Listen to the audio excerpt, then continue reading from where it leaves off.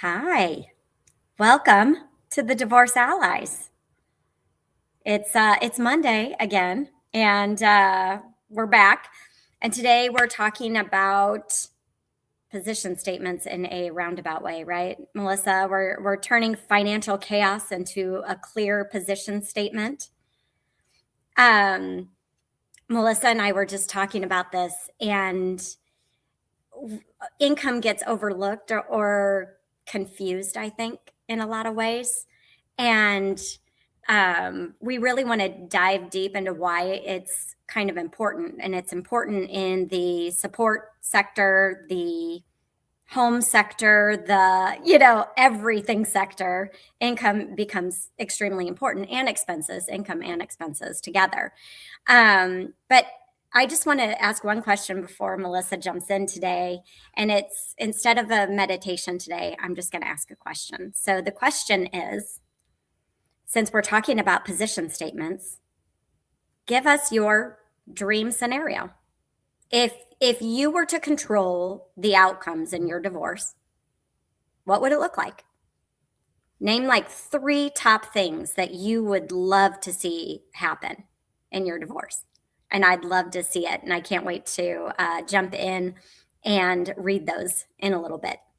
So Melissa, tell us about turning financial chaos into a clear position statement and how you're going to do that with income.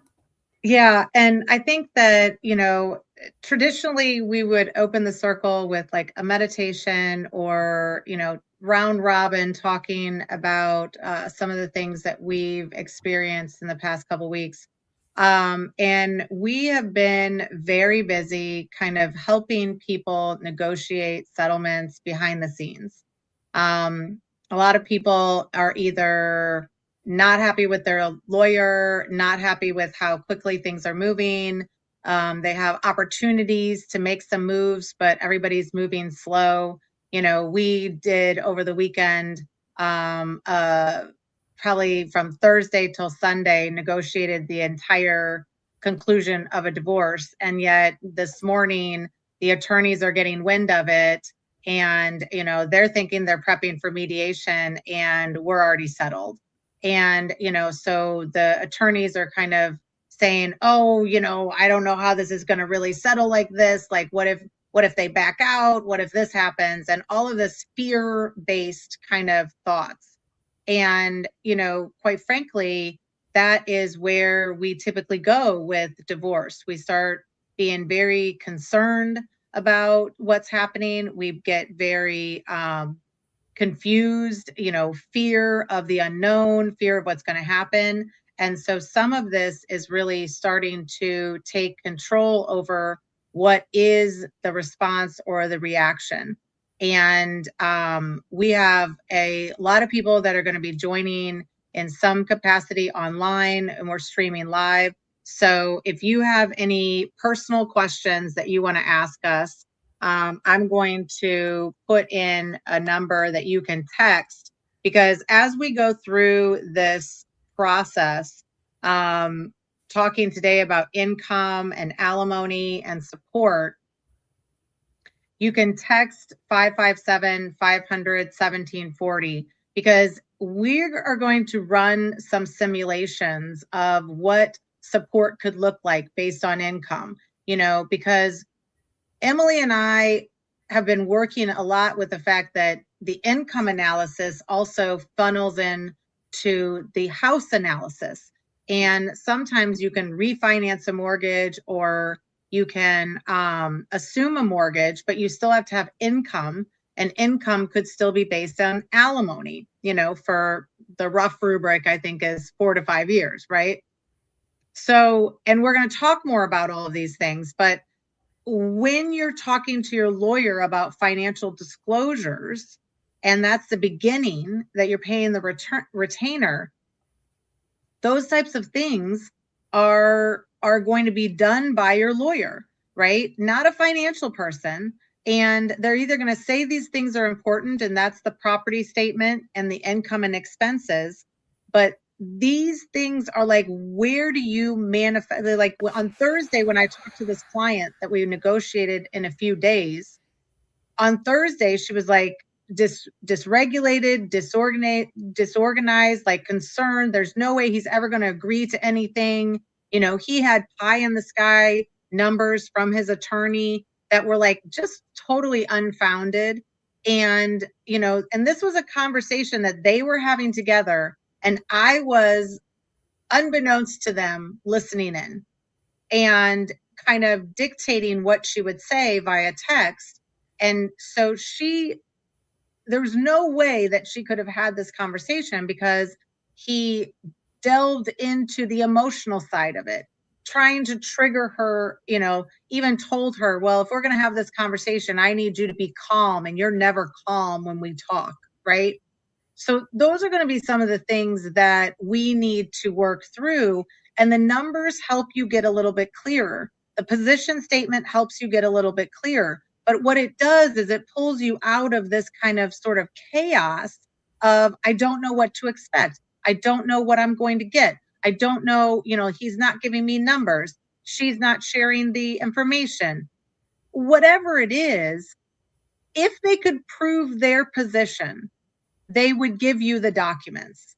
So if they cannot prove it, because the psychology of what happens is they talk to a lawyer and the lawyer says, hey, oh, you had that house before marriage? Oh, you had that thing before marriage? Well, let's make it separate. Oh, you never did anything to keep it separate? Well, let's change the history to show what we want to show so that we can prove a different position. So they don't have the data to support it, or they would give it to you. They don't properly give you discovery. Like, all of these things are the true chaos of dealing with a toxic spouse. So when we drill it back to, okay, well, then they never said it was important for me to talk about my income and expenses. I think my tax return is incorrect. I think that we always had tons of money. Why does my tax return say that we have no money? Well, real estate can create losses, right? It can negate income. So at the end of the day, what we're going to focus on for the next 90 minutes is talking more about, and maybe giving you some examples of, what does it look like to start to get very clear on these pieces of information. What does it look like to start to understand, why do we want to be more thorough about looking at our own income and expense statement? And if you're a member, you would have received in our email how to save 10K, which starts to talk you through income and expenses, and starting to look at a budget, starting to look at what your needs are, starting to look at what the house costs and what the expenses are that are going to be going forward. Your lawyer is going to give you drastically different information on how to keep your expenses at where they are so that you can get the highest support payment. We're realists, and we want you to know, like, what is it that you are currently earning? What is your earning capacity? Because the court is going to assign you an income. Even if you're a stay-at-home mom, is going to say that you could make something, typically 25 to 35,000. If you're on a coast, it could be even more, but you're not receiving that income, right? So then what is the support payment? We're going to pull up family law software. So if you have a situation that you don't want to post a comment in, which I get it, and as a member, if you enter into the comments and you want to enter in a different name when you come in, you can exit out now, enter back in with that same link, and just put in a different name in there, whatever it is. This is confidential, but if you want to text that number, I need to know your state, your income, his income, and I can put that into the calculator, and I can show you what the base alimony, how we figure out alimony. If we don't have anybody that gives us their specific information, don't worry, we're going to run some simulations anyway, but it could be good for you to know your own situation and what it would look like, because every state is different. There's a calculator for every state. And it's also based on the length of marriage. So that would be the only like 23 years, 5 years. And a rough rubric is like half of the length of the marriage, unless it is over 20 years. Then sometimes that is going to have a different rule around it. Now, all of these factor into when Emily's looking at, can you keep the house?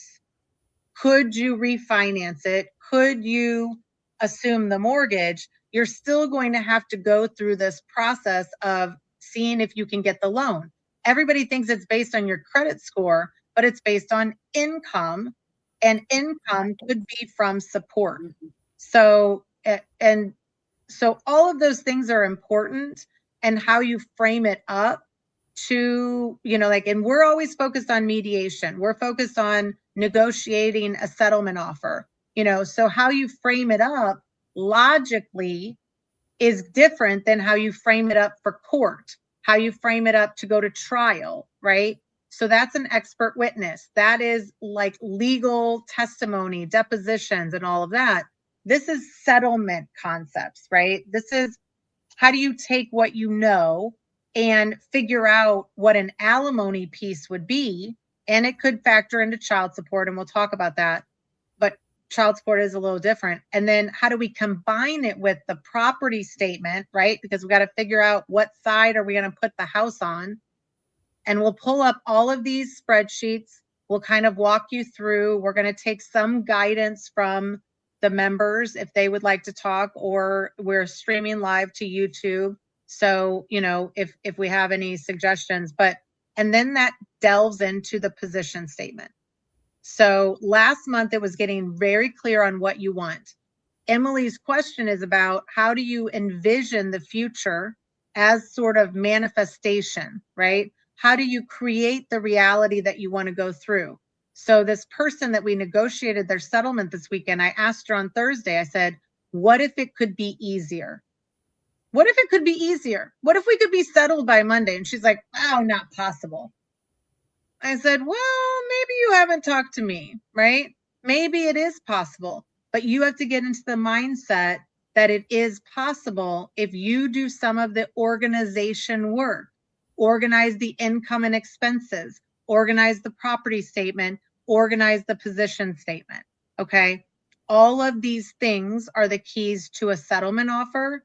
And over the next couple months, we're going to be going deeper into the negotiation strategies, deeper into the property statement, which is probably going to be, maybe a little bit next week and then the following month.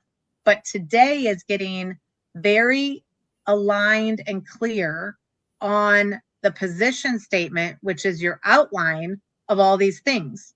But Emily can tell you the house is going to be a key aspect. Even if you have a business and retirement, they're going to say, well, you keep the house and we'll figure, like, we can keep you on the mortgage for a couple years, and then we'll sell the house in a couple years and split the equity.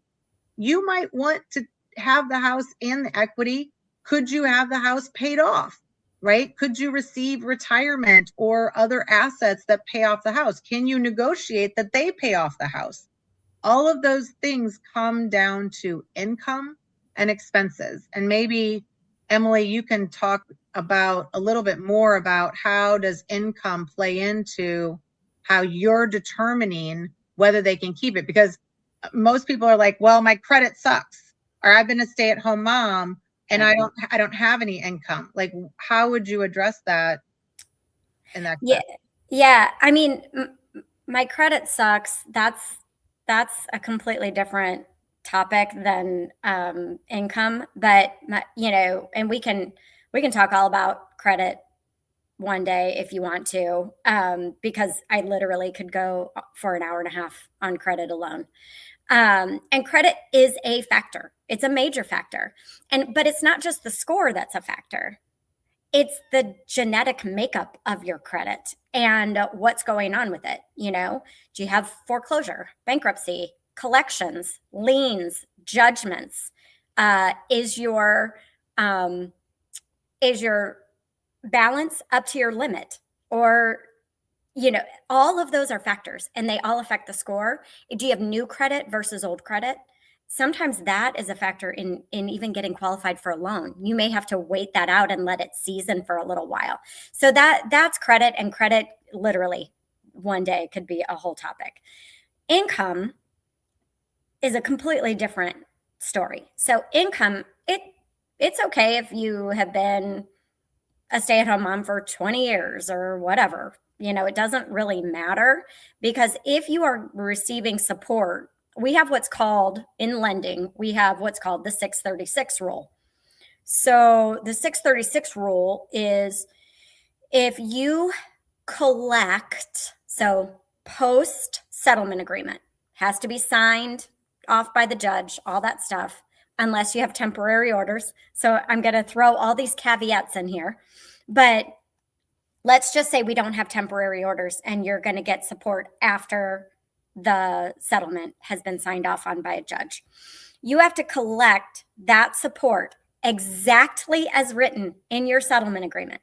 Exactly. So if it's due on the 15th of every month and it's $1,200, we have to see it go into your account, $1,200 on the 15th for 6 months in order to do a conventional loan. Now, government loans, and those are nuances, but they have a different rule. It's like the 336 rule.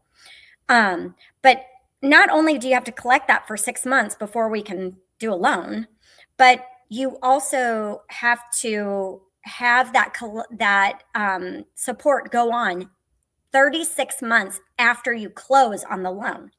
So what if it takes you 6 months to buy a house? What if it takes you, 2 months to get a refinance? What if, so there's all these scenarios. So what Melissa and I have kind of drilled down to is, the 636 rule already is 42 months. So if you only have 3 years of support, you don't qualify. That income doesn't qualify. Not necessarily you don't qualify, because what if you do have income? But that support income then does not qualify if you only have 36 months, because you already need 42. 6 months plus 36 months is 42 months. Now, if you have any other time, sell a house, look for a house, refinance a house, whatever, then you need to add more time to that. So 48 months is kind of cutting it close. 60 months is kind of a sweet spot. It's a really nice place to be. You've got lots of time to do all those things. And that is for spousal support. Child support works the exact same way, but you have to be careful of the children's ages, because they can age out of support before your 36 months continuance rule applies, right? So then you might have to have tiered child support. You may have to have this, that, you might want to make sure that your agreement breaks down each child and what they're worth, which sounds terrible, but that's basically how that works, because we're going to have to go with those lower numbers. And if you tier your spousal support, we only count the lowest tier, unless that lowest tier goes on for 5 years, and then, or, other tiers go on for more than 5 years. So there are general rules of thumb when qualifying for a mortgage with support, but there's also nuances to every single one of those guidelines. And so, yes, you can use support as income to qualify for a mortgage. If you are assuming, refinancing, or buying, you can use support as income if they follow the guidelines that are outlined by the lender. And all the lenders, it's a federal law, so the laws are the same for every lender in the US.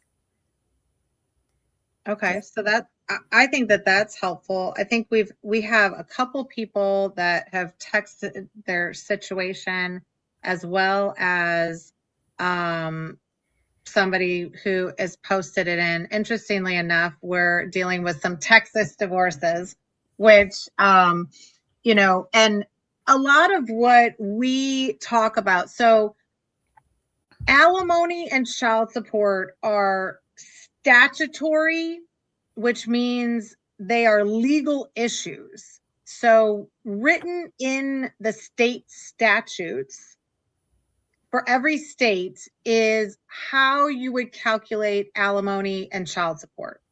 So and some states have calculators. Some states you can do them online. We have talked a lot about family law software, which again, reach out to them and be like, hey, I need to be like your spokesperson or something. But they can give you 30 days free. And then after that, you might pay like 20 bucks or 30 bucks a month. So just do everything in the 30 days and get your numbers correct. But for Texas, so this is a great example of family law software is not going to tell you what the alimony or child support should be, but it's going to calculate some things. It's also for all of you pro se or underrepresented people, it is going to give you the affidavits or the financial disclosures and like the format of them for child support or for alimony, for your income and expenses, for your property statement, right?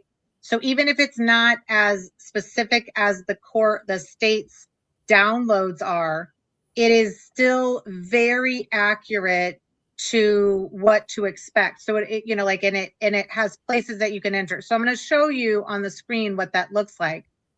But first I'm going to show you that I always default to Googling, and you can use AI or whatever, but like sometimes this is a Google thing. Is like, Texas alimony rules for, and somebody had texted in their 30-year marriage. Okay. So, and in Texas, a 30-year marriage generally qualifies for spousal support of up to 10 years. So already, remember when I just said the rough rubric is half of the length of the marriage, which would have been 15 years, or a lot of times over 20 years is going to be forever. Like some state statutes don't, like in Missouri, and we're just talking from like Missouri. I'm in Missouri, Emily's in Illinois. We can work around the country. Probably she's a little bit more restricted than I am, but I can work anywhere in the country, even internationally. You still have to look at what the state specific rules are. So like in Missouri, it doesn't matter how long you've been married, the court can only give you alimony forever. And we call it maintenance. For any of you out there that want to correct me, it's not called alimony. I get it. I'm using terms that people generally understand. It could be called maintenance. It could be called spousal support. It could be called spousal maintenance. It could be called alimony. Every state is different. Why did they do that? Probably to make more money, but that's a whole nother soapbox that I'm not going to get on right now. I would love for the states to be more consistent, but they are not. So why would you talk to a lawyer if alimony and child support are your biggest issues? Because they are legally bound by the state, and your lawyer should know some of these answers. And they typically can calculate these things, okay? Especially child support, I still, as an expert witness, typically want the lawyer to calculate it because my calculators don't always seem to be right, and there's adjustments to it. I'm not going to talk about child support right now. Maybe by the end, if we still have some time, we can do that, or we'll be talking about it when Kristen's on the call as well. Child support just has some nuances that not everybody is dealing with. And a lot of people have older kids, and so they, anyway, we're really talking about long-term marriages that we at least would have the alimony payment. So Texas says only up to 10 years. So Missouri, the judge can say you get alimony forever until you come back to the court because you have a change in circumstance. And the change in circumstance could be retirement. It could be you lost your job. But they want to see a change in circumstance over a period of time, not just like, I lost my job this month. I want to come in and modify alimony, or it's called modification of maintenance and a modification of child support. So they have to go back into the court and file that. And this could be applicable for other states. They have to go back in the court and file that and say, look, over this course of time, I've lost, and sometimes it's a year, right? Like Missouri wants to see that you've lost your job or you've retired, and that is the new pattern, not just the short-term situation. And the rule of thumb for us is like it's changed by 10%. Okay, if you can't prove it's changed by 10% over a period of time, then you might be wasting your time for a modification in the court system. Other than that, they give alimony forever. Okay, so that's leverage for somebody to negotiate outside of there, because then you can negotiate that it ends at some certain point, or else the court's going to give you forever. Illinois is different. It's got a calculator, and it's a tiered calculator based on how many years you've been married is how long. It's still after 20 years going to go forever. So again, Texas, because there's a couple people and we're going to run a couple scenarios for Texas, is only up to 10 years. And again, I'm relying upon Google right now. You could put it into ChatGPT, and I'm hoping it will say the right answer. But anytime you use ChatGPT, lawyers and professionals are going to be like, oh my gosh, don't use ChatGPT. It's so wrong. It's so incorrect. It probably is still 75, 85% correct. What you would do is then talk to a professional, right? So if you're going to run things about your mortgage and it's like, well, this is what it says, then you talk to somebody like Emily. You book a strategy session, you book a consult, and you talk to the professional. You book an hour with your lawyer, and you come in and say, okay, this is what I know. Is that correct for my situation? As opposed to saying, hey guys, what's my alimony going to be? And they're like, well, what's your income? What's your expenses? And now you've burned through that hour just talking through the logistics, where we're going to kind of talk through how do you have some of those things ready? How do you, right now, I'm going to talk to you about what the numbers look like. And then you would go into your lawyer or go into a strategist and say, hey, is this correct? Right? People put together their settlement offers and then come to me and say, okay, look at this big picture. Is this correct? And I'm like, maybe good over here, not so good over there. So you're sanity testing AI or any sort of online calculator to make sure you know. But information is abundant out there. So you at least need to get 75% of the information so that your strategist call or your lawyer call is more efficient. That's part of how you can save money in this process, right? And you'll write down your questions so that you're going in and just like, okay, what would my alimony be at this rate? What would my alimony be if they retire? What would it be if I have disability? Like, all these factors are very specific to your situation and make a big deal. They also are very specific to what Emily does. And she has calculators that she runs internally where you can sit down and say, okay, well, let's look at these different options. Okay. Mediation is about running option analysis, so that you go in and you're like, okay, here's my 3 options. Which one is going to be best for me? Yeah, and in the divorce mortgage planning side of things, like my spreadsheets or whatever, we're kind of sometimes working backward into what you need for support in order to qualify for the house, based on the factors outlining the home. Could be income, could be it definitely is credit report, debt, current mortgage situation, all of that good stuff, taxes, insurance, all that good stuff. But we have there's a orange line that kind of tells you everything you need to know, and it's basically, are you going to be making enough, or how much support are you actually going to need, and are you going to be able to get that? So, and is it comfortable? All those things, right? So our spreadsheets work really well together to kind of come up with what factors are going to come into play. And, everybody kind of buys a house thinking that they're going to stay in it forever. I know. And when you get through this divorce process, we are looking at kind of like a stopgap. Like, okay, what are you going to do for 5 years? Like, if you can lock in alimony for 5 years and you can now assume the mortgage or refinance the mortgage. What happens after 5 years when you don't have that money coming in, right? Then do you have a plan to sell it? Which a lot of people do. They want to downsize because maybe that house was too big anyway. Now you're going to sell it, and you could take that equity and go buy something outright so you don't have those expenses. But we have to start thinking in kind of like these chunks of time that would be kind of a laddered plan, right? And getting the house in a negotiation process allows you to then go and sell it if you want. You don't have to tell them that you're going to sell it. Sometimes that even changes the negotiation because they're like, well, if you're going to sell it, then I want to keep it.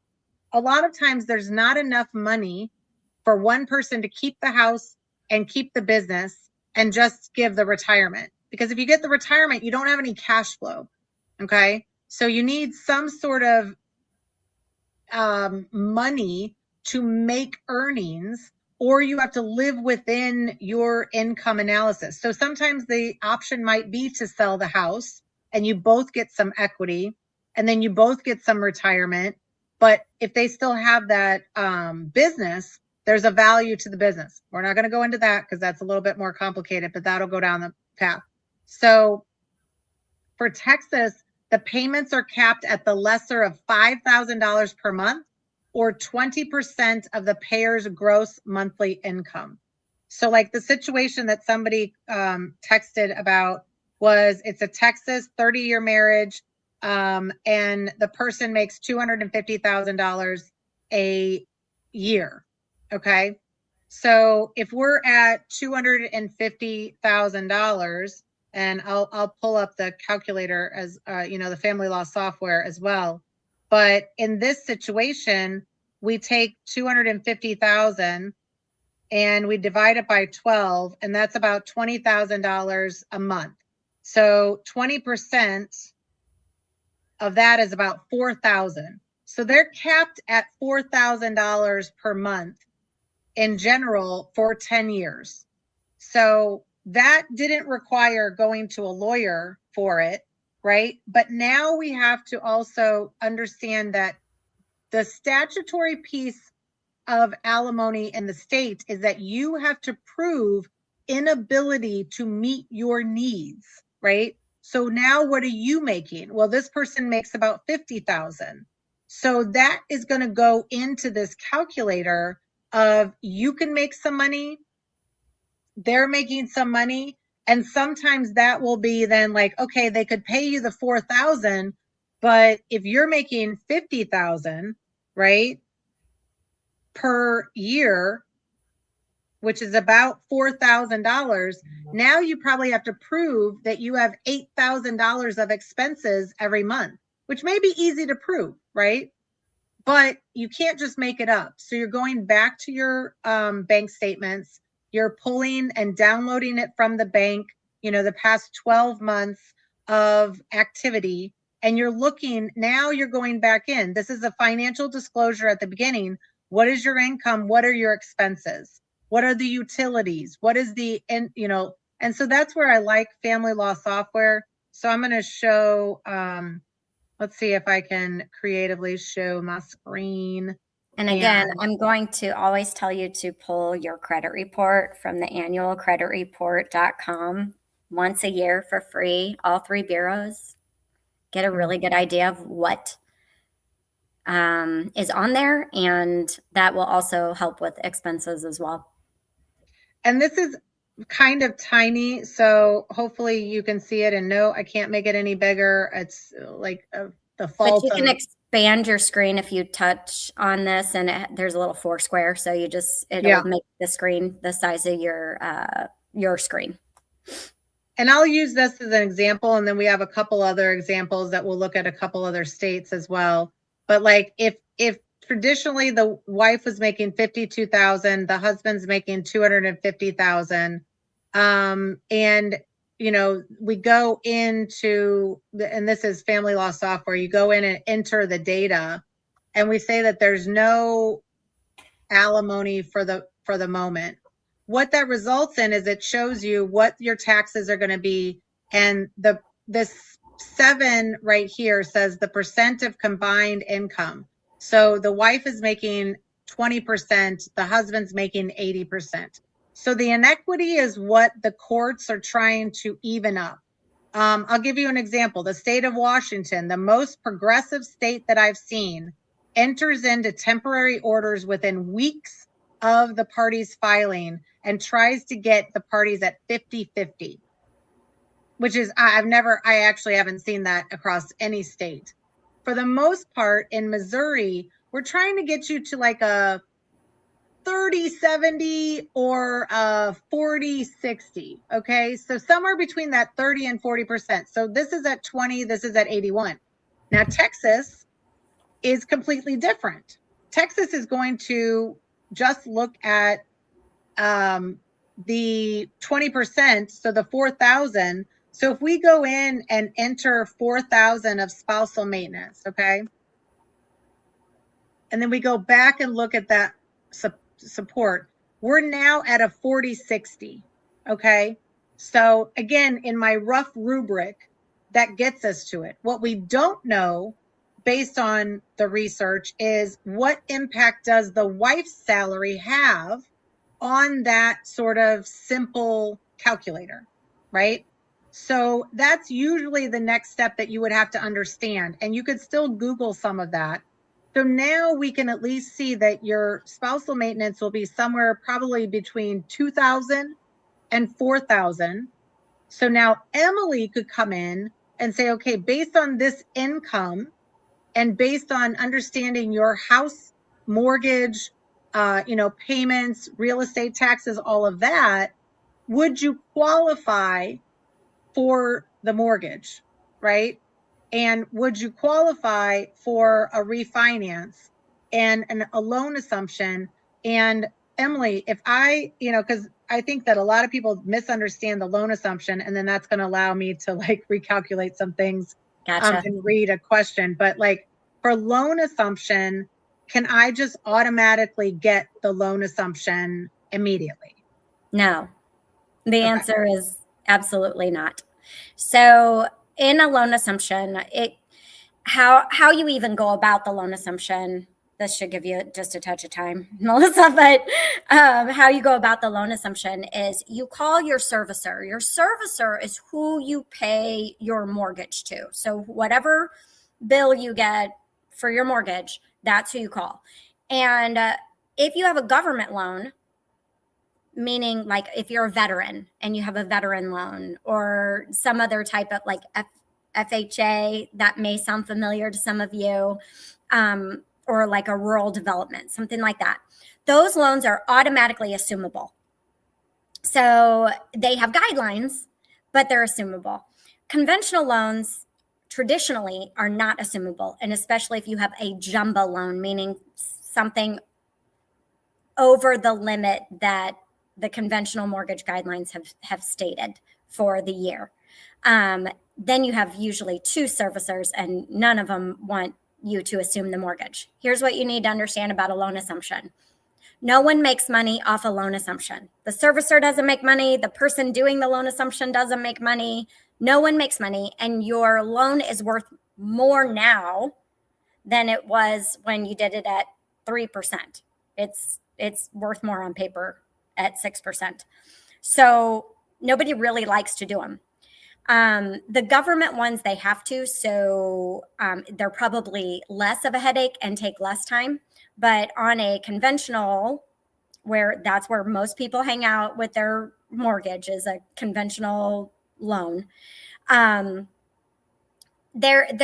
not, for the most part, they're not going to do them. If they do say that they will do a loan assumption on your conventional mortgage, buyer beware. No matter what, on any loan assumption, you have to qualify. So you still have to go through the mortgage process. You're going to have income guidelines that you have to meet. So the same 636 rule, if you're using support or your own income, you're still going to have credit requirements, meaning you have to have, the right credit score, the, good genetic makeup of your credit. You're going to need low loan to value, meaning what is your house worth versus what you owe. You want that to be, have a lot of equity in the house. Now, the other thing about a loan assumption is they may or may not change your rate. They could say, well, we're not going to do it at your 2.5%, but we might do it at 3 for you. So they might, give you a deal, but it's not going to be the same. They might charge you for it. So if they don't, if your loan is too risky or something like that, you could be charged anywhere from 5,000 to way on up, 50,000, whatever they decide for that loan assumption. And then just understand that this could take, the last one that a friend did, I think it was 9 months was her process, and it was her full-time job. They will tell you all the documents that you need. If they don't, and you usually have to FedEx it, so it's really expensive to turn in the documents. It's not digital most of the time. They make it kind of difficult. And then if they don't like something, they'll just stop in the process. Like they'll just turn you down and you'll have to start again. Well, think about what I just said. What if you only gave yourself 90 days to do a loan assumption? You might be out of luck. And then you're also, if you do decide to throw in like a year or something, then you're tied to this person for a year. And if they have any, this person you're trying to divorce, if they make any mistakes with their credit on the mortgage or anything else, you could be at risk. And then none of you are doing anything but selling this house. So, and then you have to go and renegotiate that settlement agreement again. So there's a lot of factors involved in a loan assumption, and the timing is it's very all over the place and up in the air. It could take a really long time, and they could make you start over several different times. So you just have to be aware of people's willingness to do it. It's probably not going to be a quick process. Does that help, Melissa? Yeah.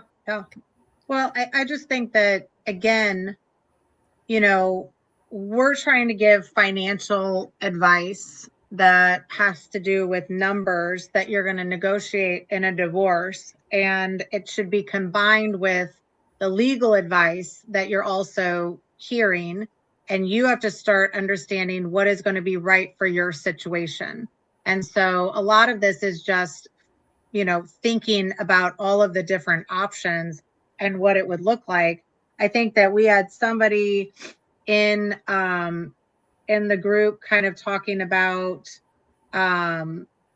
their situation is with disability. So yep. 19 years of a marriage, I'm awarded at least 7 years spousal support, receiving his income is 75,000, my income is 32,000.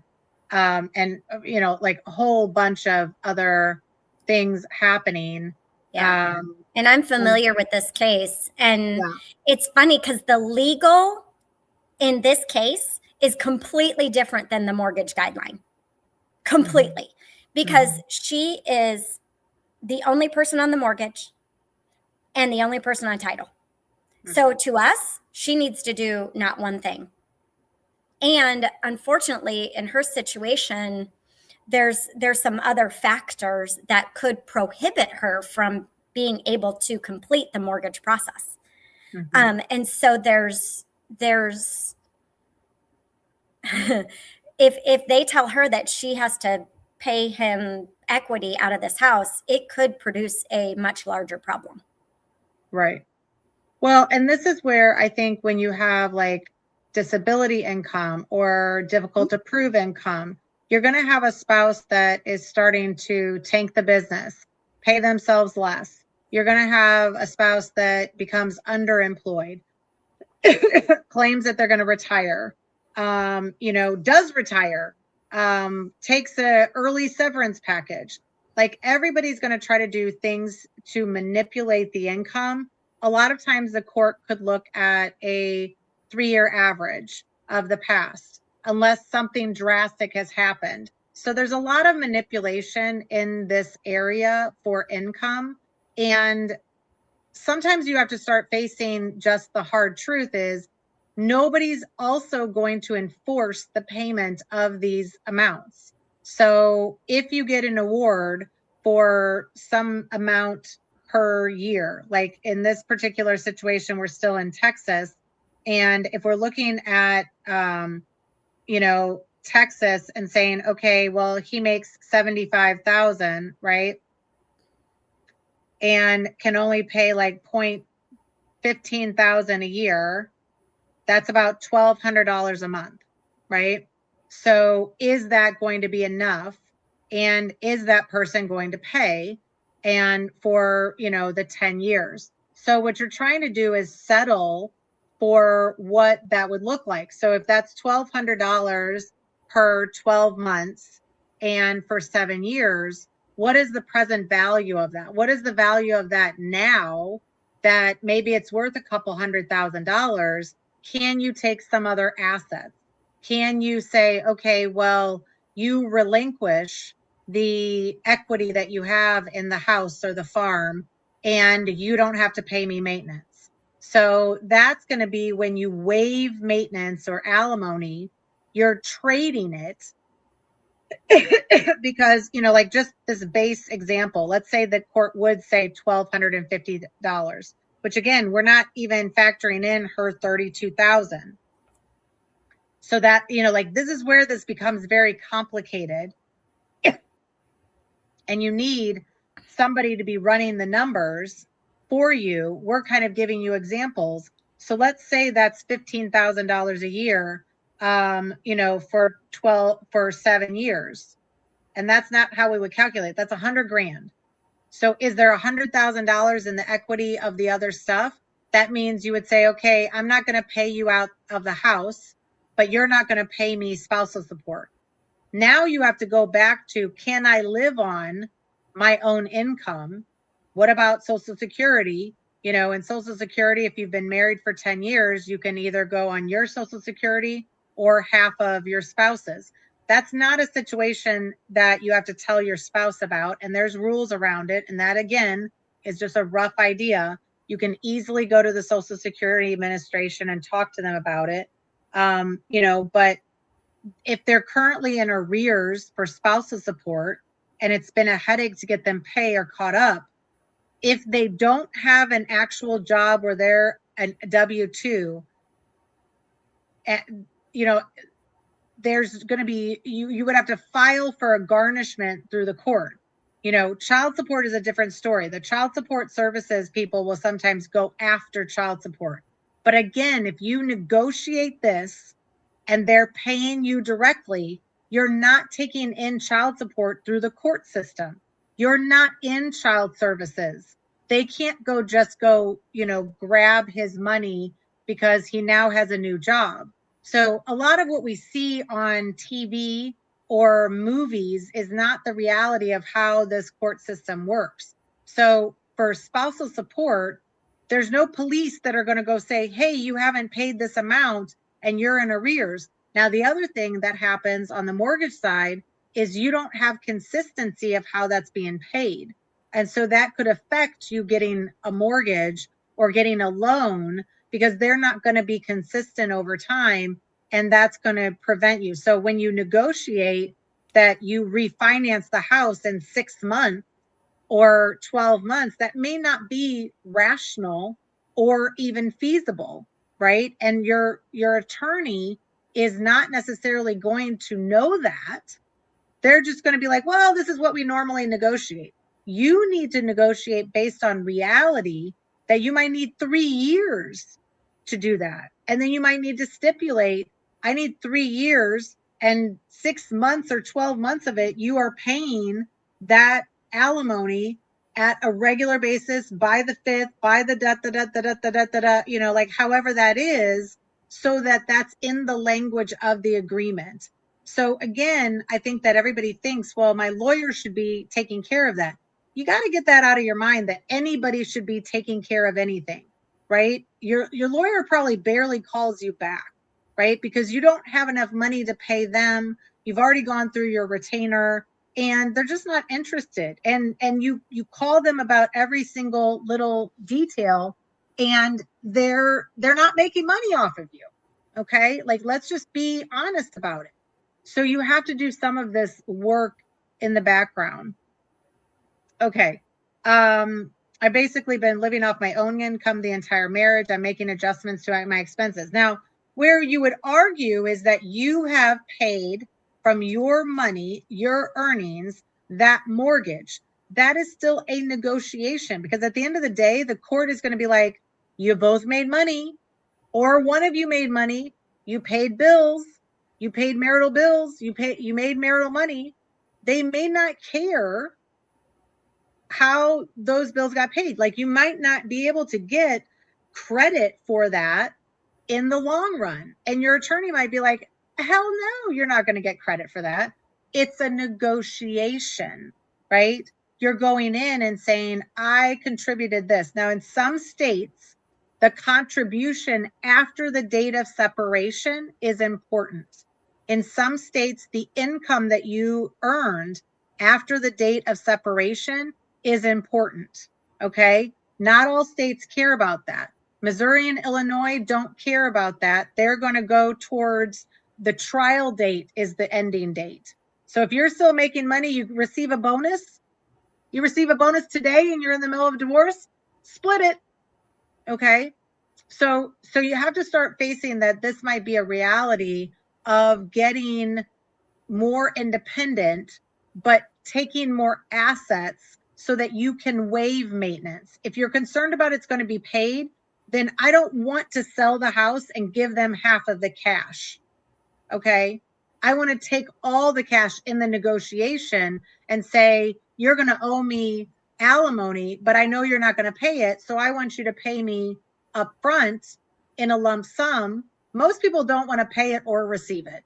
It's a very psychological, damaging situation going forward, right? So, hey, I'm going to make it so you don't have to pay it, but I'm also not going to give you all the equity out of the house. Okay. And that is cash. And that is for a toxic person who can deplete it very quickly. I don't want to distribute money in the pendency of the divorce, because then it's gone. I can't go back and get it if they deplete other assets. Okay, I think I'm going to show, we had a question, and I do have a bunch of other questions that came through the text, but I have one. Yeah, go ahead, chat. Go ahead and tell me what you were going to say. Oh, no, I was surprised that we had so many in your text feed. I was like, oh yeah, okay, well, that's good. It's funny. I see somebody said something about that they heard people are not getting married anymore, so divorce lawyers' futures doesn't look good. But uncoupling is a real thing, and I do it every day for clients, and that can also turn into just as much of a legal issue or whatever as a divorce can. So maybe not. I mean, I don't know. The divorce process is really toxic and draining of funds. Like, I mean, why are we doing what we're doing? Because we want you to go around the system, right? You still have to know what the court is going to do in these situations, because alimony and child support are things that you could still go to court. You could agree on everything else, but you can't agree on support payments. That could be the one issue that you actually go to trial for. And that happens around the country because there's so much manipulation in the income. Like, if you own a small business, you're manipulating the income. Like, I don't trust any tax return of a small business owner. Like, they don't report all their income. They report too many expenses. It shows that they make nothing. I mean, I've had millionaire clients that report $10,000 of income on their tax return, right? And their mortgage is $10,000 a month, right? I see it every day. Yeah. Every day. So, but at the end of the day, you then have leverage if you can say, hey, you didn't report our taxes correctly. So, like, you don't want to go to trial for this. Let's agree to it. But you have to know what the court system is going to do, and they're typically not going to even it out 50-50 forever. So like this is a situation where somebody texted in for Missouri, which again, I'm not making these up. So I didn't just pick my state because I like Missouri. But they have 92,000 of income coming in. They don't have a mortgage. Everything's paid. And they would only like maintenance for like 12 to 18 months to get into a new situation. Well, again, your leverage is the fact that Missouri is going to give it to you forever.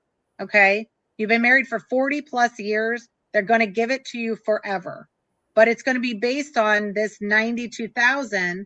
And this is, I'll show it annually. I did it on monthly.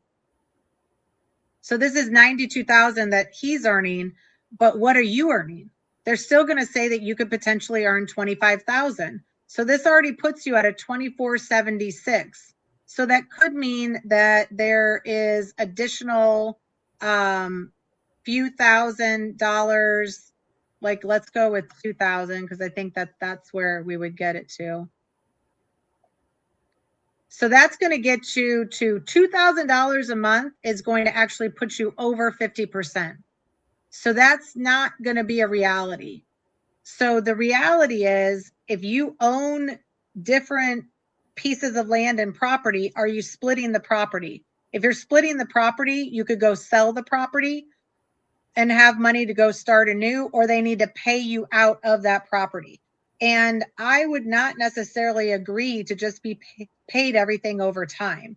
I would say, no, I would rather liquidate some of the property.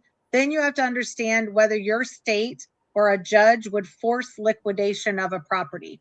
Not all states do that either. So, I mean, this is a ton of gray areas that you really have to run through a bunch of different scenarios to understand what is going to be a rational situation. So is it $1,000? And again, you're like, hey, I don't make $25,000 a year. I know, but they're going to impute income to you. So it's income imputation, which means they're going to say you could go out and get a part-time job or do something for $25,000 a year.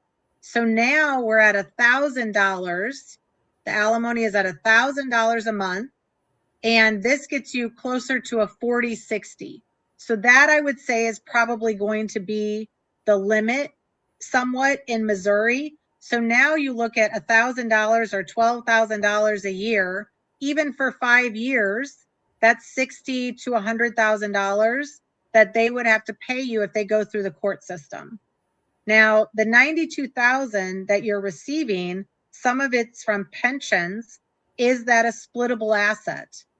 So if that's a splittable asset, which you're receiving 60,000 from pensions, then that means you would earn 30 and they would earn 30 and you would split that pension, right? They would still have the Social Security, and then you would split the income. So that's where it's really a 90-minute session with us. We would run all the numbers and say, you know what, it's going to be better if you just get some assets out and you waive maintenance because you don't want to continue to deal with them. Now, just wanting 12 to 18 months based on a 40-year marriage, no, that's not reasonable. You shouldn't accept something like that. You should, run the numbers so that you can get a little bit clearer. Okay. We also have somebody who is in California and they're in a 12-year marriage. So California, we know a little bit more about because we've done several cases in California recently. And I actually traveled to California for a child support matter. That was a hot mess. The only thing that I can tell you in California is that when I was in the court, the judge was not in control. The Child Support Services, which is like CSSD or something like the Child Support Services Division. And I called her not a friendly name because she was miserable, but she advocated for the children a lot. I think I called her Mrs. Trenchbull or something from the Matilda movie. That's why I was laughing. I'm like, you called her Mrs. Trenchbull. I mean, at one point she was like, I don't know why Melissa's even in the room. She needs to leave. And I was like, ma'am, you are Child Support Services. Like, I'm the business valuation. Like, simmer down. but you have to understand who the players are in the room. And child support services is an advocate for the children. And she was very much in control. At the end of the day, the judge did not calculate what the child support was. She looked to the lady and said, Mrs. Trenchbull, what do you believe the child support services is? Okay. And that was who determined child support services when we were there. And we did not even have a hearing. We just did it all off the record, which was complete chaos. So in this situation, you have 12-year marriage. That is a short-term marriage, right? So you may only get 6 years of alimony or child support. A lot of times the date of separation in California is important. And all of these things are still legal things, right? You still have to go sanity test this with your lawyer, but we're just giving you big picture. You might only get 6 years. It might start, like if they've been paying it right now, you're on the clock. That's ticking. If you're in the system for 3 years, like it's ticking. This person filed a motion for contempt. He's $25,000 in arrears, plus another 35 in pending orders. I just hired attorney number 3. It's been 2 years. He forced the house sale early, so that was done and the money's gone. See, I just talked about that. Like, I want the money to put in stay escrow. That's put what it in escrow is the key. And is he in arrears for spousal support or child support? Because and I was going to say this earlier, if you're in arrears for child support, you're not getting a loan done, by the way. Not at all. Like, we're going to make you get on that payment plan. We're going to make you do all this stuff before you can even think about doing a loan. Mm-hmm. So now receiving, different story. Also running up $80,000 of credit. So, and they're like at a trial setting hearing immediately. And so, yes, I mean, do you file a motion to compel for bank records? Again, everybody believes that these motions are going to do something. If you're divorcing a toxic person, they don't care about rules or laws, and no police person is coming and knocking on their door. Like, there's not even a debt collector, at least like when you have debt, like, they're calling you all the time, like hunting you down. No, the court's not going to do that. So I think that what you have to do is try to shift, and they have a 13-year-old. And so, like, I think you're trying to shift the debt that they accumulated the debt. So to keep it over there, get your name off of it. Odds are if they created debt, in the pendency of the marriage, it's on their name and not yours, but that's not always the case. Okay. So I think, yes, you have to do whatever needs to be done to compel the bank records. But when you're doing a motion to compel, you're just literally telling them to give you the records. We have talked about a resource called onlysubpoenas.com, and she helps do subpoenas for lawyers, but she makes sure that the subpoena is correct, and it's a really low cost, like under $500, maybe even under $300, to get her to put together the language for the subpoena. And then your attorney would file that subpoena with the bank. But I think you got to go direct to the bank or the CPA to get the tax returns and the work papers for the tax returns. So the work papers are W-2s, 1099s. If you have a business, I want the K-1s. Okay. If no one's been asking for the K-1s talk about distributions. Like, we did a case this weekend. We had a strategy session on Saturday. Don't think about that. Like, do the weekday. But anyway, we do have sometimes available on Saturdays. But the Saturday strategy session, she has been divorcing for 18 months, 8 businesses, hired a firm for $25,000, and they can't do anything. And she's got trial in a month. And I was like, you're going to get continued. I got to get on a call today with her lawyers and be like, what the hell are you doing? So I said, give me your tax return. Like, pull up your tax return. She pulled up her tax return, and I was like, oh, it's a C Corp. Like, it shows the stock basis. It shows the income, the stock basis, and the distributions on the personal tax return. for all 8 companies. I said, well, I could probably give you a number for what the business are worth. And she's like, what? No, they haven't been able to do this for like 18 months. And I was like, yeah, I know, they suck. I could probably tell you what the distributions were. And then I can also tell you what the income that is left in the company is, because that's still the stock basis of the company, which is undistributed earnings. So those 3 things are already in play. And then they have a house and things like that. And they have an inheritance and things like that. So again, lots of different things. You need to run the scenarios. For our person in Missouri, or no, now we are in California. I don't know what the income is for them. There's no tax returns. The disclosures are late. Spousal support has been calculated on a recent lower income. So in California, the guide is called X spouse, like X as in the letter, and then spouse is the calculator. So that is an online calculator, but Google the online calculator. So that's usually still a percentage of the person that earns the money. But all of these calculators are based on the income being reported properly. So if the income is not reported properly, you want to subpoena the bank records and look at what the deposits were into the account. So if the deposits were way more than what was reported on the income, you're going to have to show the court that they're lying about their income.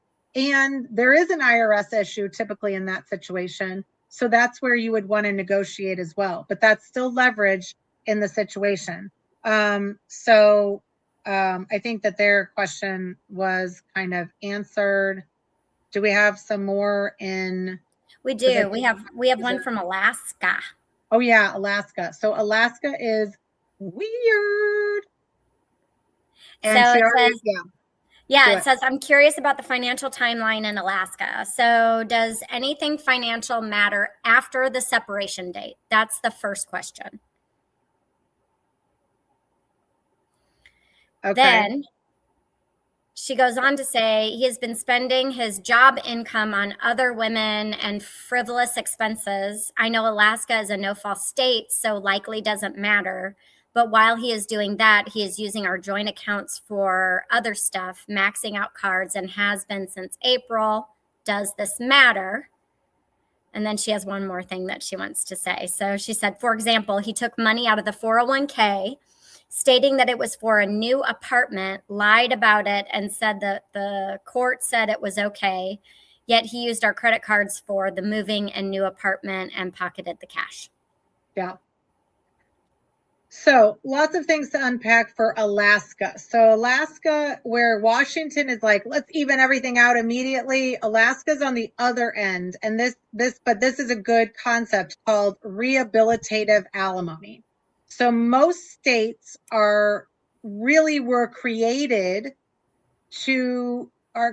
their statutes to have alimony be rehabilitative. So it wasn't ever originally just supposed to keep you at your lifestyle that you've grown accustomed to.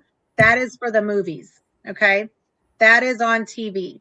That you're not like, if you've lived in a penthouse, it doesn't mean that your divorce is supposed to create that you can still live in the penthouse.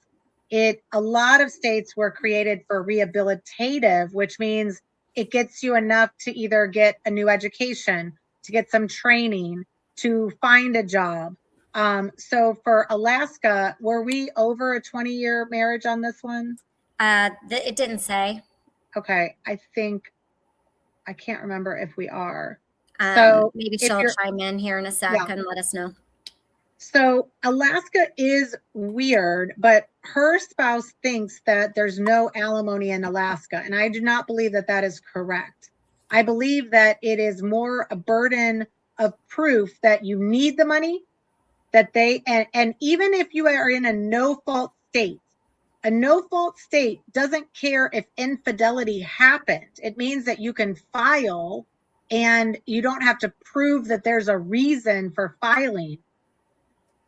No fault doesn't cover that if the infidelity means you're spending marital funds on an outside relationship, that's marital waste. And you can recover up to 50% of marital waste, but you have to prove it. You have to have an expert that is going to prove it. You have to and analyze the bank statements and put summaries together. So that's a lot of time, effort, and money. And then you can't be greedy. Like, you can't be like, oh, they went to McDonald's and spent $20. And the court, I've had so many judges, oh, it's so infuriating that they're just like, Melissa, so he went to, and these are judge mediators sometimes. That's why they talk to me like this. I am kind of, instigative with them, but they'll be like, Melissa, how are you going to prove when they went and took a trip? And I mean, this was an actual situation. They took a trip with their kids. Spouse took a trip with the kids and the infidelity partner and his mother. And you know what the judge mediator says? Well, Melissa, how are you going to separate what money he spent on her? And I was like, I don't know. Let's divide it by the number of people that went on the trip. And he's like, no, you're going to need to prove it in more detail, because if they had gone on the trip, they would have already had the hotel, right? So, I mean, again, you're thinking, well, that's great. I mean, this is a former judge, right? That's crazy. Like, that should be a given. No, it's not. So the flight, we can prove the flight. The flight usually has a name on it, right? It's usually used on it, but that's on a credit card. So a lot of times they're not going to run it through your joint account. They're going to run it through a credit card, and then they just pay that credit card every month, and you don't have access to the credit card. So you're going to have to subpoena the credit card records too, right? So a motion to compel is a legal issue that's just forcing your spouse to give you the documents. Well, they're not going to give it to you. So then you have to go through a subpoena process, and the subpoena could take 4 to 6 weeks unless you work with the only subpoenas lady and try to get her. And if her subpoenas don't come back, she doesn't get paid. So she's very meticulous on getting those subpoenas turned back. For Alaska, you're going to potentially still get, like, their default is half of the time that you've been married, but they want to really show that this is needed to get you back together. So he spent money on the outside relationship, marital waste. So that's going to be an issue. You don't have enough money to live, and you need to get back in the workforce because you've been a stay-at-home mom. That's going to be an issue. So again, you're going to need to either work with your lawyer and say, okay, what are the things that we have to prove to get alimony in the state of Alaska? And you're going to need to prove it out to your spouse, because he thinks that you're not going to get paid any alimony. So, and there's not a strict calculation, because they want to give you enough to balance out rehabilitating you into the workforce, okay, or until you can retire. And if you're a long-term marriage over 20 years, that 50% of the duration of the marriage is not going to apply. But, what's your age? What's your health? What's your current earning capacity? What was the standard of living? And, how do you use some of the sport to get you back? So again, all gray areas, right? Yeah. But it's going to be important. And that marital waste means that they can spend half of their money and waste it, but they can't spend your half of the money. So they took out 401k. Well, guess what they're going to say? Well, I spent it on living expenses, right? So you're really looking for where can you clearly say they spent it on the outside relationship? And even when there's meals, the judge was like, well, there's meals. How can you prove that she was there? I mean, I'm just giving you a perspective of what judges think. They're like, well, they earn the money, they can spend the money, and how are you going to prove it, kind of situation. So yeah, things like that. So makes sense. Cheating doesn't always matter. She said 18 years she was married. So that's going to probably be capped at about 9 years or less. And then, because again, what would they argue? They would argue that you don't need it to rehabilitate yourself, right? So, but what I would argue is, fine, I'm going to take the house outright, and as long as it's the house I get with no debt, then I have less expenses, right? Yeah, true. Um, She said, does that still apply after he's giving her money after filing date? Yeah, well, yeah, it, probably. so if the date of separation, let's see about Alaska date of separation.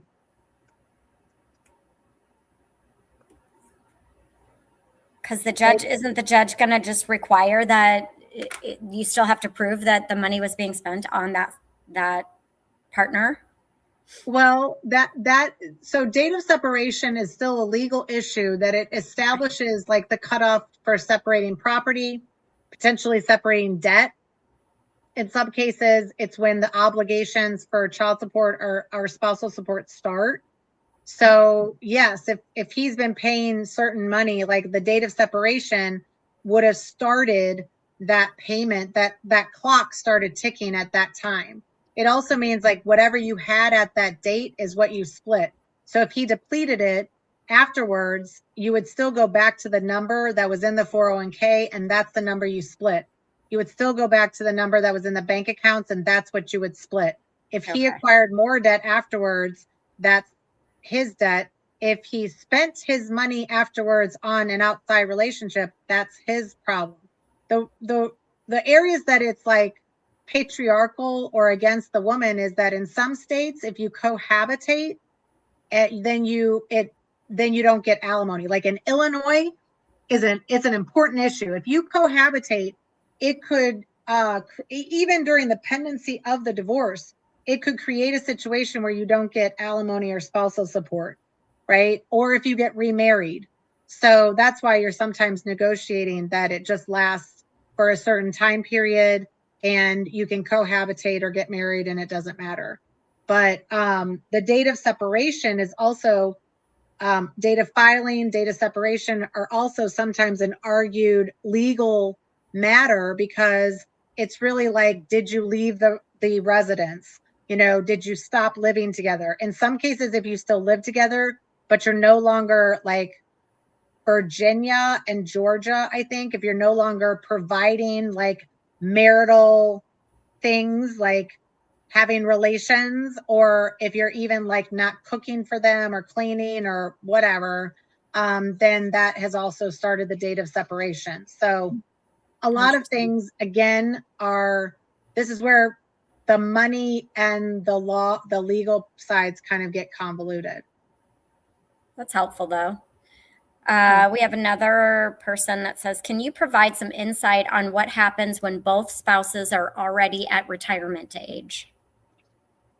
I mean, that's in the gray divorce sector. And I think one of the issues is it's still going to be looking at income. So if you guys are both on disability or Social Security or pensions, are you going to be splitting the pension and then each of you maintain that income?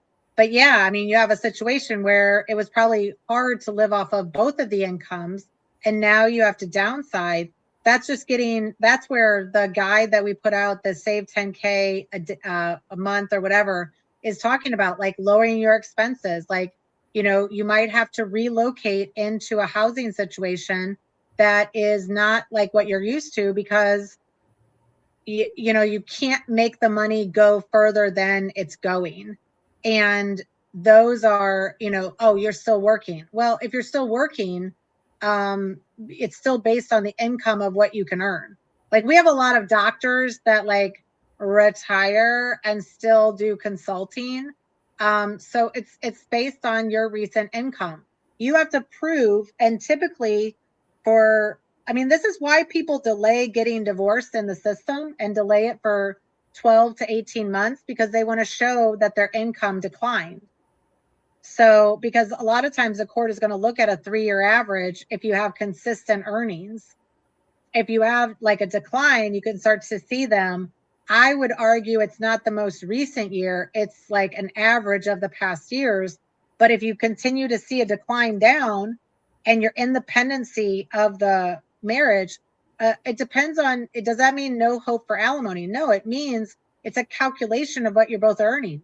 If you guys are both earning similar money, that's going to be the issue for alimony. That you guys are earning like similar income. Like we have a situation where over the course of the 12 months, this person was pro se, and the attorney said, go get a job. Go get a job. And she got a job and she was only making 30,000. They're like, no, you need to get a better job. Okay, well, now she got a better job at 50,000. She's in California. Now they're like, oh, good. Now we don't have to pay you child support. Because it's a calculator.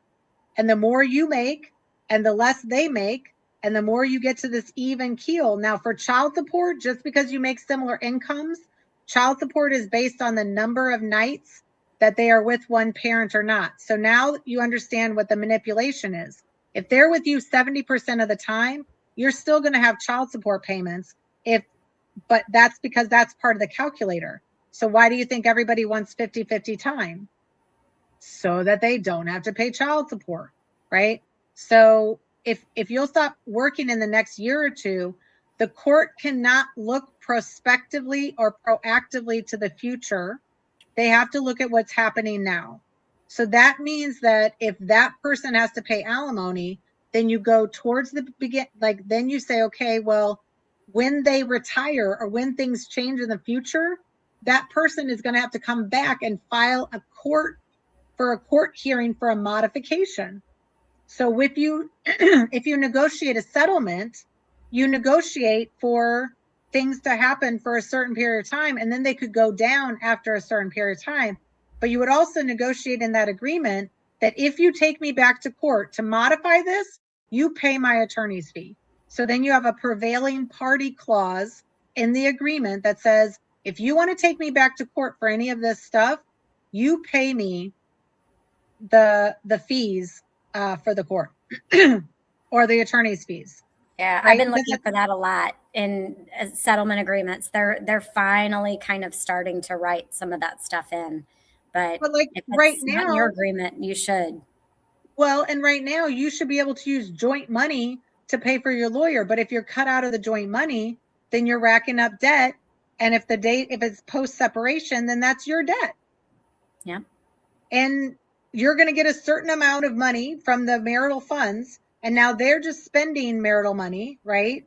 So all of the factors, it's very complex and it can be easily manipulated.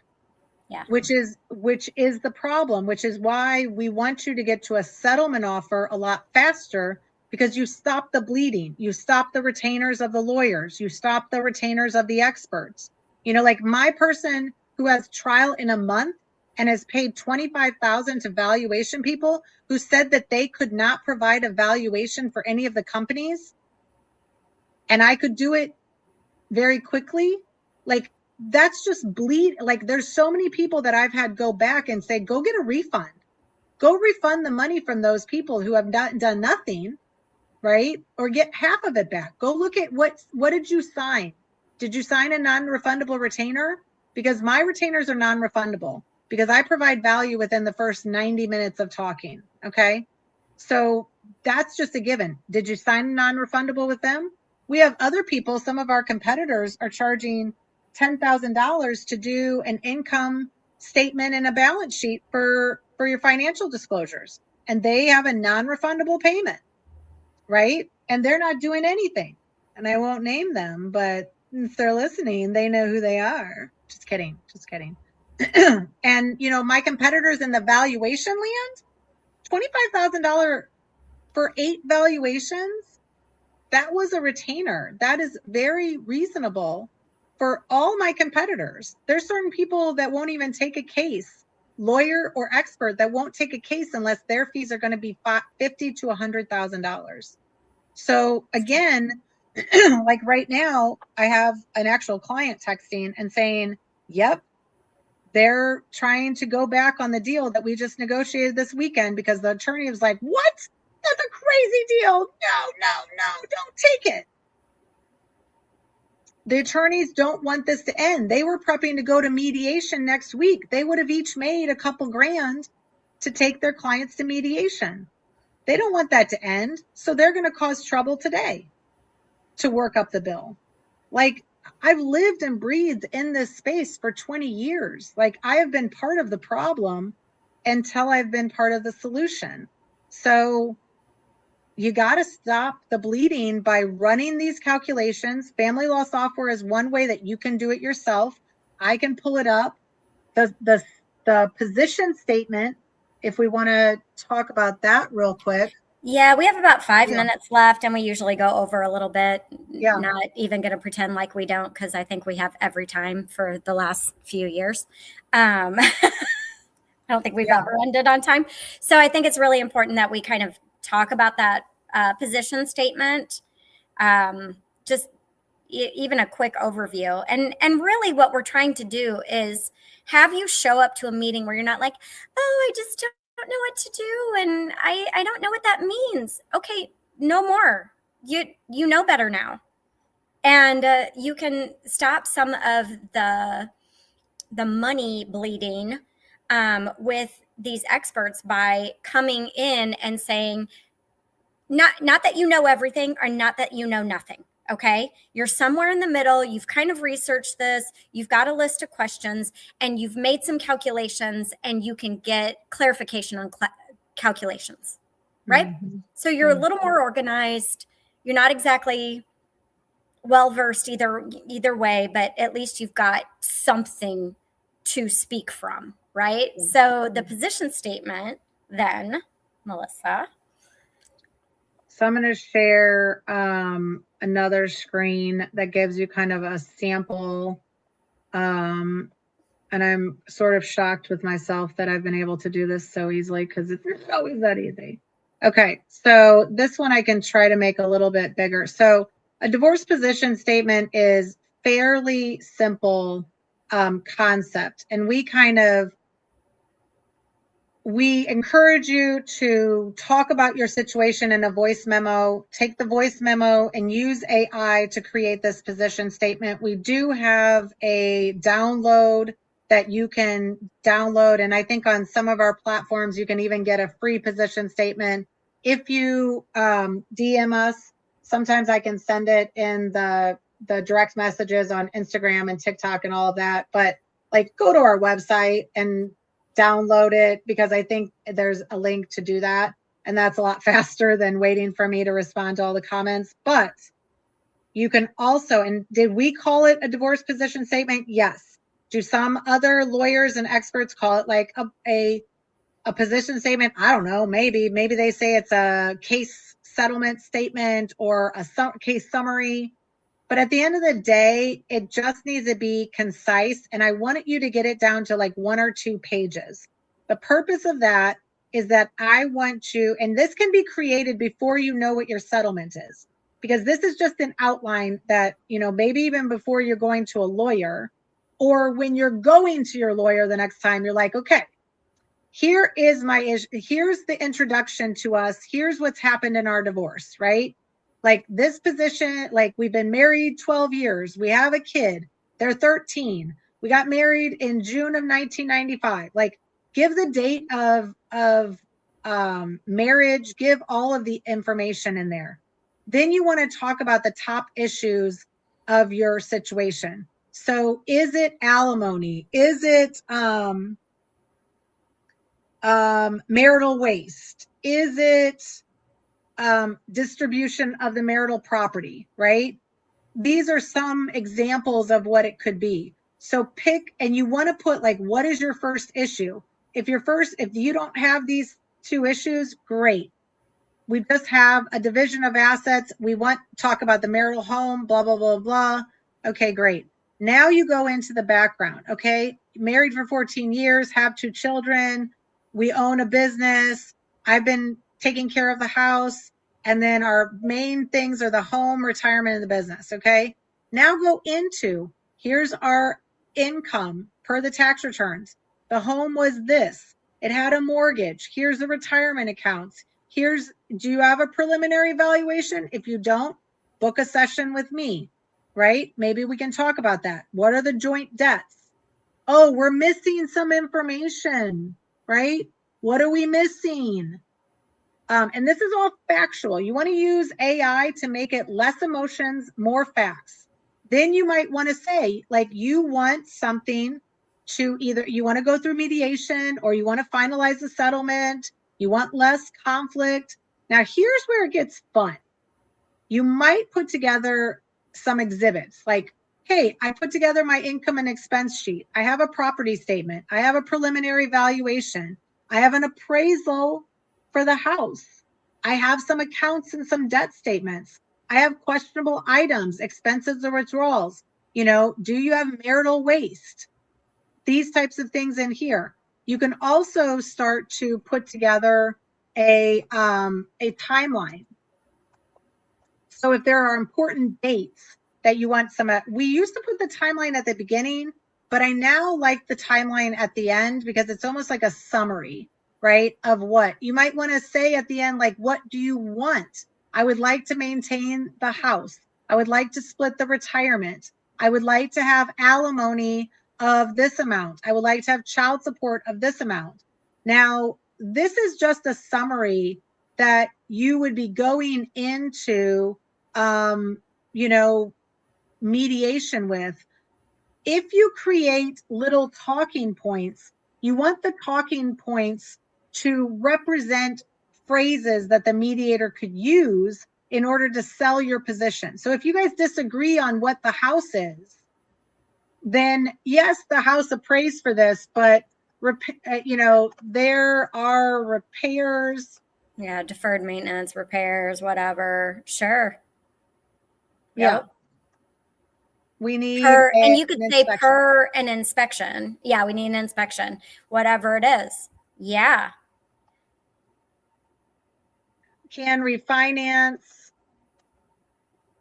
if alimony is 5,000 or more for 5 years, right?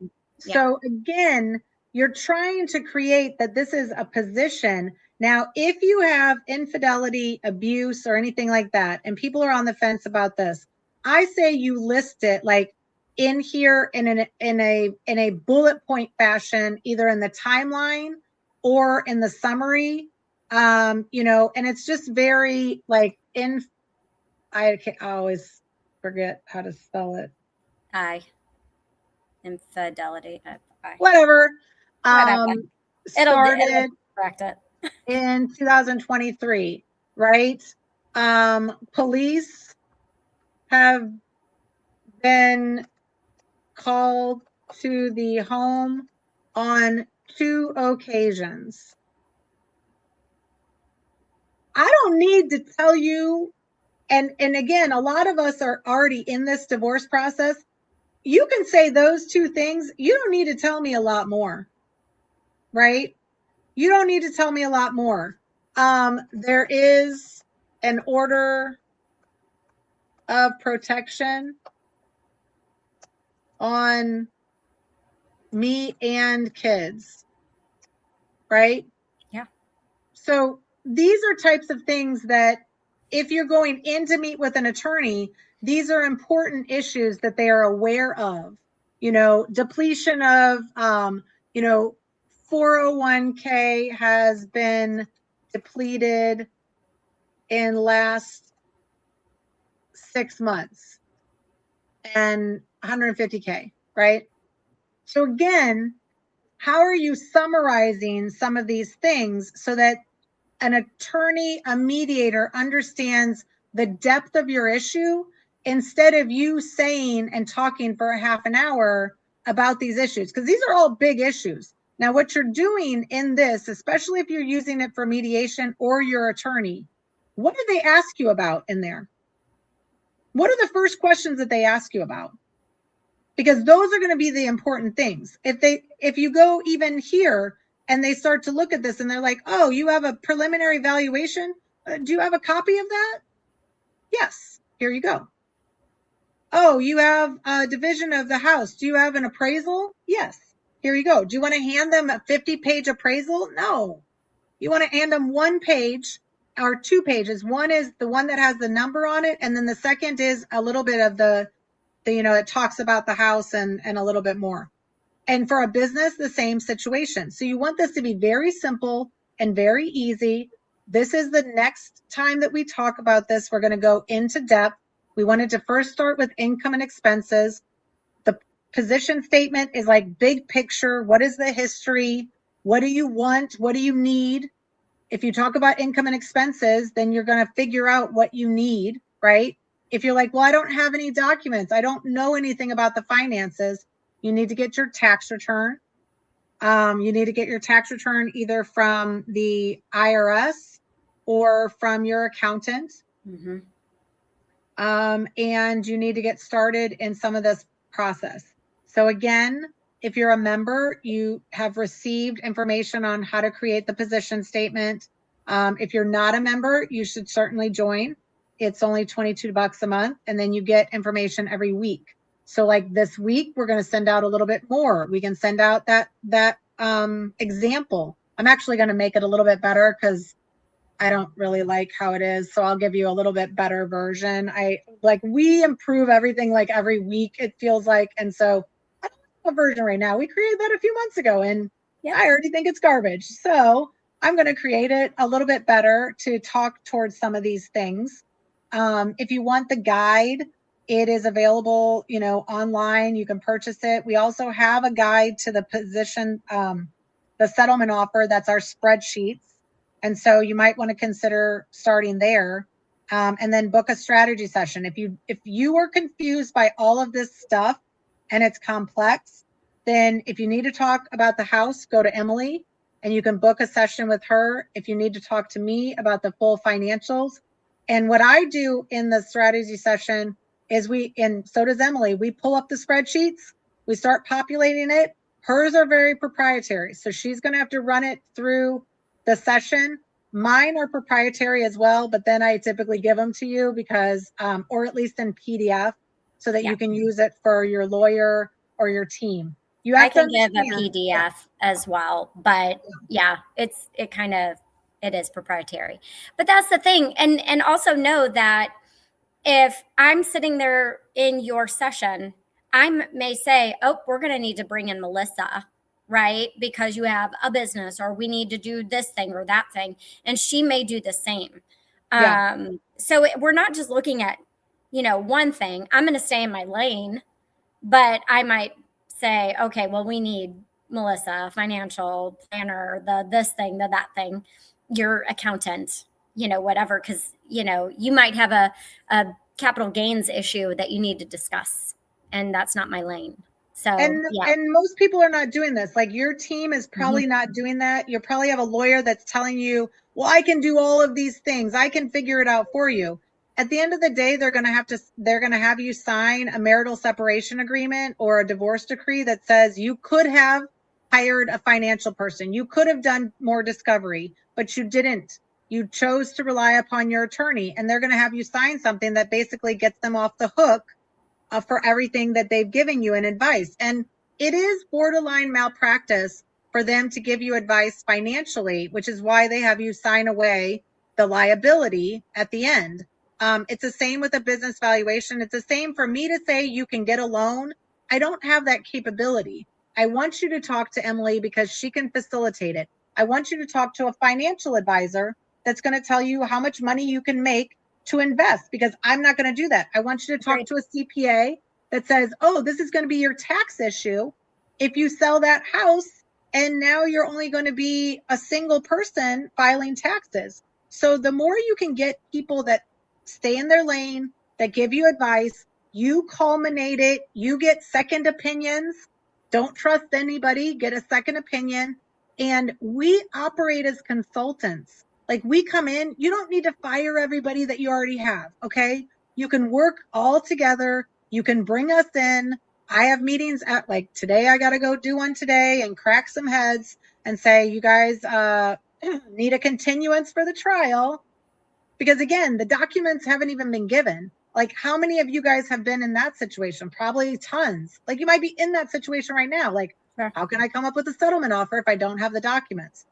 Again, get the tax return, start somewhere, make some assumptions, start to put the numbers in spreadsheets because they're very hard to see. I do this every day. And when people talk about numbers in words, I'm like, boop, boop, boop, like that does not compute, And so if it's confusing to me, who does it every day, then it is confusing to everyone that's involved. And if it's confusing to everyone involved, they could manipulate you into agreeing to something because you don't understand how that exchange works, right? And you're like, well, that seems fair. I don't know. Does it? Is it not? So again, pull together a team. If you guys have questions, reach out online, or we'll be here next week. Next week, we might have our pro se advocate, Tracy B, and we'll be talking about some of the legal stuff of like motions to compel. Or we'll have Adrian, who is our resident CPA and former lawyer, but we'll be talking more about money. We'll be continuing to roll this forward. But we may have a legal person as well. Anything else, Emily?